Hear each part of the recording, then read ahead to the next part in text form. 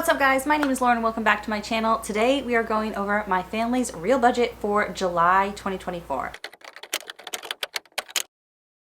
I can't even believe those words are coming out of my mouth. How is it already almost July? Like 2024 is just flying by. We are halfway through the year. I can't even explain how crazy it feels to be like halfway through 2024 already. We bought our house in January, which means we've been living here coming up on 6 months, and that kind of freaked me out because when we moved in I was like, okay, there's so many projects, there's lots of things we want to do, there's lots of organizing to do, but we just moved in, we have time, like it's not that big a deal, I don't need to rush through it.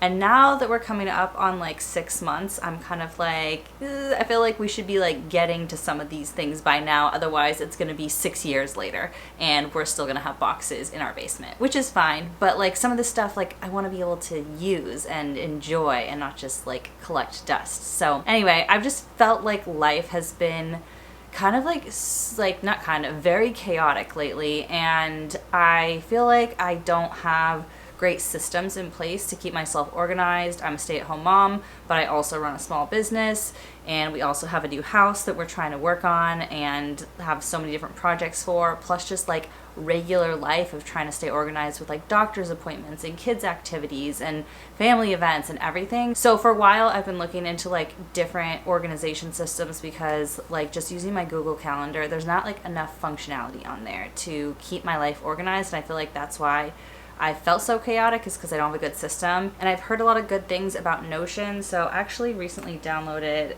it on my iPad and I've been playing around with it a little bit, and you can like buy templates for it, but you know me, like I make my own templates, like I make my own budget spreadsheets, and like I like doing that stuff and I like to have it really customized for me. And in case you're not familiar with Notion, Notion is like an all-in-one productivity type app.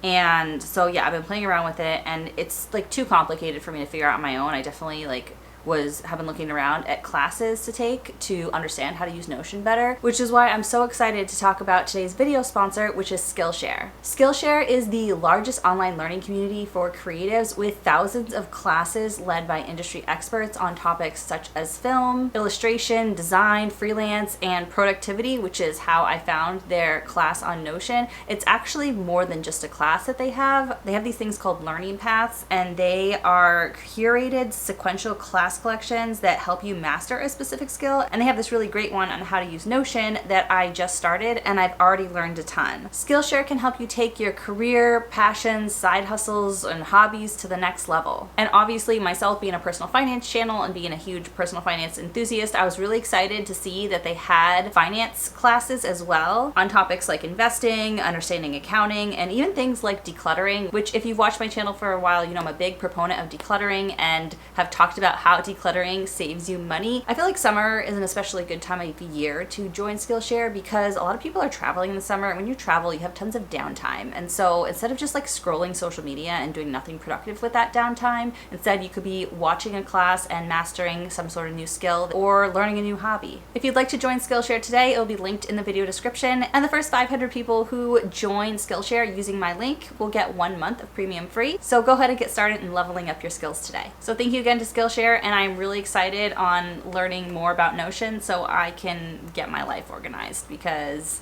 like I said, it's very chaotic right now. If you are a Notion user yourself and you really enjoy it, comment below and let me know how you use Notion. Do you use it for your personal life? Do you use it for your business? Do you use it for everything? Like that's what I'm hoping I can do, is combine my content planning, my personal schedule, my to-do list, everything like kind of into one system.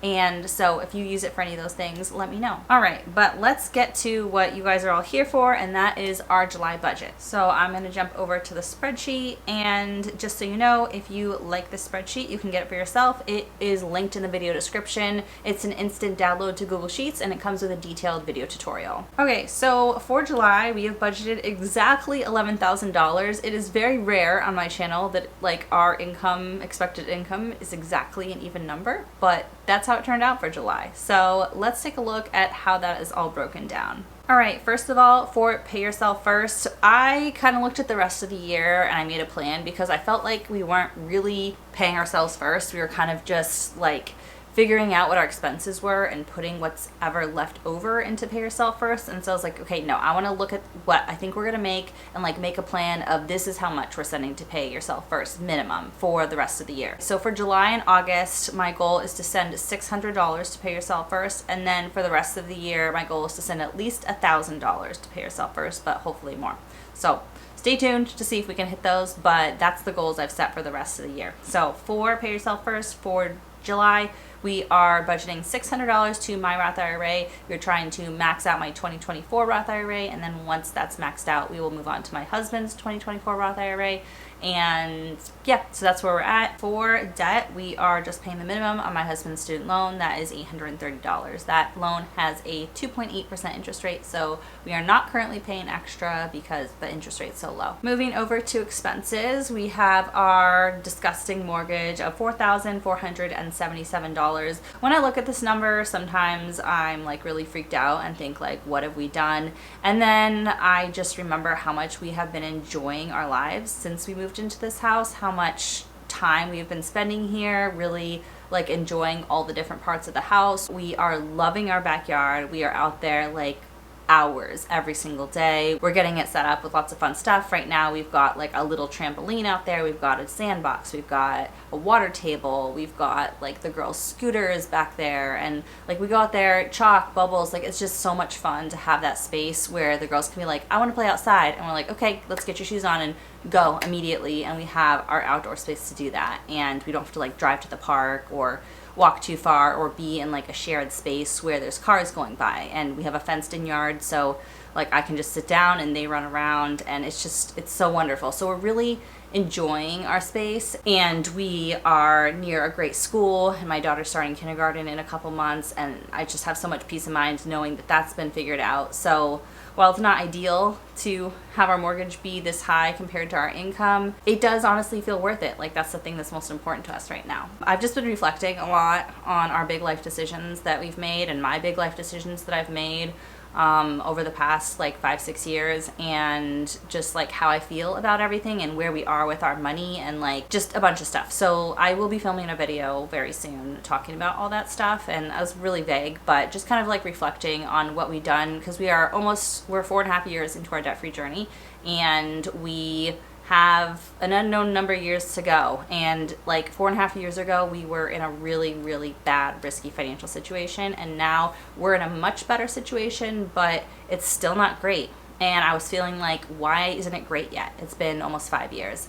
And so I've just been reflecting on that a lot, and I have like some thoughts I wanted to share with you about when I think it will be great. Moving on, so life insurance, I've budgeted $105. My husband got additional life insurance recently, and so it gets paid quarterly, and I'm not sure if I increased it the right amount. I think that would be like if it was spread out monthly, so I think I need to change that, but I'll figure that out later. Internet and cell phone, we budgeted $115, and home security is $30.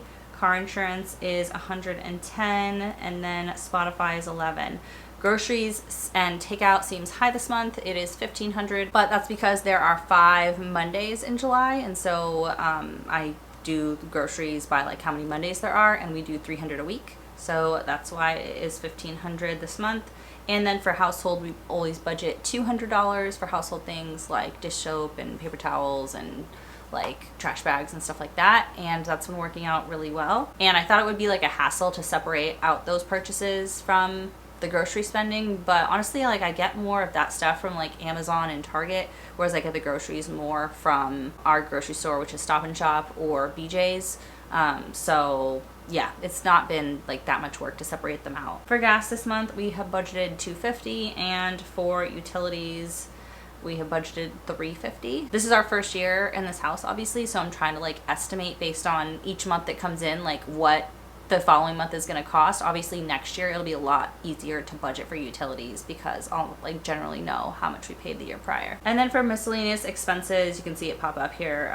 Usually this is $25, but we have a $95 American Express annual fee that comes out that gets paid for and more in terms of rewards points. Like right now, let me take a look. I think we've made like $600 in cash back on this card for the year. I use it for gas and groceries basically, and like Amazon purchases. Right now we've got that much in rewards dollars, like just waiting to cash in. And that's only 2 months worth that's accumulated. All right, and then for our sinking funds, and if you don't know what sinking funds are, they're funds where you put money aside every single month and you may or may not need to use it. So you'll see what all of our sinking funds are, but it's just a way to kind of normalize your budget so you don't have a giant expense one month that you aren't prepared for that kind of blows up your budget. So for sinking funds, we put our personal spending money here. So this month we are doing $200 for my husband and then $100 for each me and my 2 daughters. Usually we do $150 each, but we all had like a bunch of extra money from prior months, and so I just bumped it down to $100, and that also was a way to make sure we were hitting that goal of $600 to pay yourself first. So just to make everything, all the numbers work out. For school and activities, we have budgeted $1,000. This is the second to last month that we have to pay for preschool until my daughter starts regular school, public school in the fall. So we'll have one more high month of school and activities, and then this will bump down to like $200, $250. I'm not exactly sure. We haven't decided exactly where we're gonna put that at. But yeah, we'll still need something there because there are expenses for school for things, even though it's public school, like there are expenses and like supplies and things she's gonna need. Plus both my daughters actually do activities and stuff. So yeah, $1,000 there for this month and for next month, and then it'll be going down, which I'm like obviously very excited about. And then Miles always gets his $250. Miles is my wonderful cat. Actually, like I'll show you in my June budget recap, but I went over budget for him in June. His sinking fund like went a little bit negative because I got him like some things for the house that he's really enjoying. I got him this little like cat perch and put it in our sunroom, and he like I'll put a picture. He like loves it so much. He just sits out there like watching the birds and squirrels and the chipmunks all day. All right, gifts, I'm budgeting $50, and then for Christmas and birthdays and car maintenance, I'm not putting anything this month. Again, these are things that it's like we've got some money in there. We don't have like imminent spending needs, and so I'm prioritizing pay yourself first rather than funding these sinking funds. Home maintenance, we budgeted $502. Every month I try to budget around $500 towards home maintenance because that's how much it costs to maintain our home, and I'm hoping to build this up. I feel like it has not built up because when you first moved into a home, I heard this talked about on a podcast today. Actually, I was listening to the Bigger Pockets Money podcast. If you guys have heard of Bigger Pockets, like their podcast is amazing. And they were talking about when you buy a new property, there's something called deferred maintenance, and that is basically like the prior owners, if they knew they were going to get rid of their house soon, they probably put off or did the bare minimum on certain maintenance to try to save money because they knew they were going to sell their house. And so, which makes sense. But because of that, when you first buy a home, like sometimes there's a lot of things that come up that you need to take care of right away, and we've kind of encountered that. In our last place that we bought, it was a condo, and it also was only 3 or 4 years old, so it was like pretty much a new build, and so the maintenance that we came across was very minimal in retrospect, like very minimal. And this home was built like, it's only 30 something years old, but it's significantly older than 3 years, and there's just a lot more stuff that's come up, and it's a house versus a condo, so there's just like more things to it. And so I'm hoping, I'm not like relying on this, but I'm hopeful that next year, after we've been here for a full year of all the seasons, maybe, and I don't want to like shoot myself in the foot by saying this, maybe I shouldn't even say it, but I'm going to say it.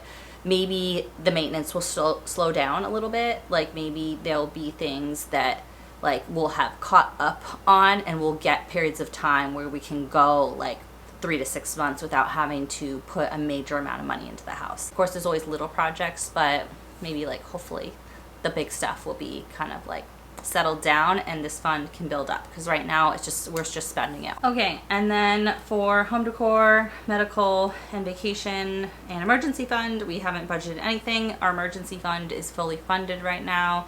Actually, I take that back. It's like 80 to 90% funded. So we have about maybe like 5 months of living expenses, and I'd like it to be like a full 6, but we're just leaving it at 5 for now. Yeah, and we're not taking any vacations anytime soon. Our medical is actually fully funded now through our HSA, so we don't need to worry about that. And home decor, it's just not in the budget this month, again, because we're prioritizing that pay yourself first. So this month we have budgeted 5.5% to pay yourself first, 7.5% to debt, 66.1% to expenses, and 20.9% to sinking funds. So that is it for July's budget. I hope you guys enjoyed this video. Thank you again to our sponsor, Skillshare. That link is in the video description if you want to join. If you want to get this budget spreadsheet, again, it is also linked in the video description. If you like this video, as always, give it a big thumbs up. And if you want to see more videos from me, hit that subscribe button. I'd love to have you as a subscriber, and I'll see you guys soon in the next one. Bye.